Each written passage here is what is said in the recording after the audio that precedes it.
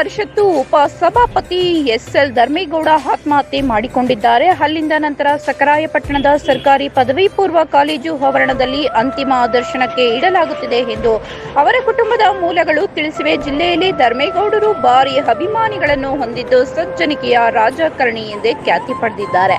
ಹೀಗಾಗಿ ಅವರ ಅಭಿಮಾನಿಗಳು, ರಾಜಕೀಯ ನಾಯಕರು, ಸಂಬಂಧಿಕರ ಅಂತಿಮ ದರ್ಶನಕ್ಕೆ ಇಲ್ಲಿನ ಕಾಲೇಜು ಆವರಣದಲ್ಲಿ ಪಾರ್ಥಿವ ಶರೀರವನ್ನು ಇಡಲಾಗುತ್ತಿದೆ. ಇನ್ನು ಸಖರಾಯಪಟ್ಟಣ ಸಮೀಪದ ಸರಪನಹಳ್ಳಿಯಲ್ಲಿ ತೋಟದ ಮನೆಯಲ್ಲಿ ಧರ್ಮೇಗೌಡ ಅವರ ಅಂತ್ಯ ಸಂಸ್ಕಾರ ನೆರವೇರಲಿದೆ. ಇಂದು ಸಂಜೆ ಅವರ ಅಂತ್ಯ ಸಂಸ್ಕಾರ ನಡೆಯಲಿದೆ.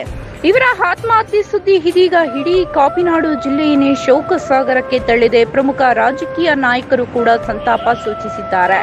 ಸದ್ಯ ಆತ್ಮಹತ್ಯೆ ಮಾಡಿಕೊಂಡಿರುವ ಧರ್ಮೇಗೌಡ ಅವರ ಮೃತದೇಹವನ್ನು ರೈಲ್ವೆ ಟ್ರ್ಯಾಕ್ ಬಳಿಯಿಂದ ಮರಣೋತ್ತರ ಪರೀಕ್ಷೆ ಹಿನ್ನೆಲೆ ಸರ್ಕಾರ ಆಸ್ಪತ್ರೆಗೆ ರವಾನೆ ಮಾಡಲಾಗಿದೆ.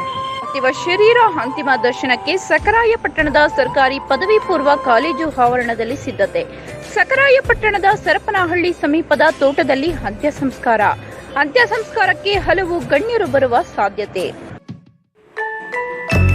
ನಗರ ಹಾಗೂ ಗ್ರಾಮಾಂತರ ಮಹಿಳೆಯರಿಗೆ ಸುವರ್ಣ ಅವಕಾಶ. ಹೆಲ್ತ್ ಕೇರ್ ಹೋಮ್ ಅಥವಾ ಹೋಮ್ ನರ್ಸಿಂಗ್ ಹೋಮ್ ಕೆಲಸ ಮಾಡಲು ಇಚ್ಛಿಸುವ ಮಹಿಳೆಯರಿಗೆ ಉಚಿತ ಊಟ ವಸತಿಯೊಂದಿಗೆ ಮಹಿಳಾ ಅಭ್ಯರ್ಥಿಗಳನ್ನು ಸಂಸ್ಥೆಗೆ ನೇರ ನೇಮಕಾತಿ ಮಾಡಿಕೊಳ್ಳಲಾಗುವುದು.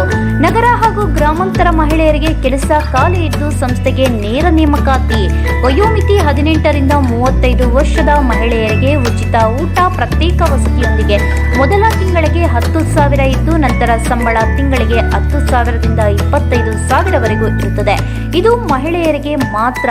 ಸರ್ಕಾರದಿಂದ ಮಾನ್ಯತೆ ಪಡೆದ ಸಂಸ್ಥೆಗೆ 800 ಮಹಿಳಾ ಅಭ್ಯರ್ಥಿಗಳು ಬೇಕಾಗಿದ್ದಾರೆ. ನೇರ ನೇಮಕಾತಿ ಮೊದಲು ಬಂದವರಿಗೆ ಮೊದಲ ಆದ್ಯತೆ. ಹೆಲ್ತ್ ಕೇರ್ ಹೋಮ್ ನರ್ಸಿಂಗ್ ಹೋಮ್ನ ಕೆಲಸ ಗೊತ್ತಿಲ್ಲದ ಮಹಿಳೆಗೂ ಸಹ ಸರ್ಕಾರ ಮಾನ್ಯತೆ ಪಡೆದ ಸಂಸ್ಥೆಯಿಂದ ಉಚಿತವಾಗಿ ಕೆಲಸವನ್ನು ಕಲಿಸಿಕೊಡಲಾಗುವುದು. ಮೊದಲ 7 ತಿಂಗಳು health care home nursing home ಕೆಲಸವಿದ್ದು ನಂತರ ಮುಂದಿನ ಬಡ್ತಿಗೆ ಶಿಫಾರಸು ಮಾಡಲಾಗುವುದು. ವಿದ್ಯಾರ್ಹತೆ 5ರಿಂದ 7ನೇ ತರಗತಿ, SSLC ಪಾಸ್ ಅಥವಾ ಫೇಲ್. ಮಹಿಳೆಯರಿಗೆ ಮಾತ್ರ ಸುವರ್ಣ ಅವಕಾಶ. ಈ ಕೂಡಲೇ ಕರೆ ಮಾಡಿ 8792264676.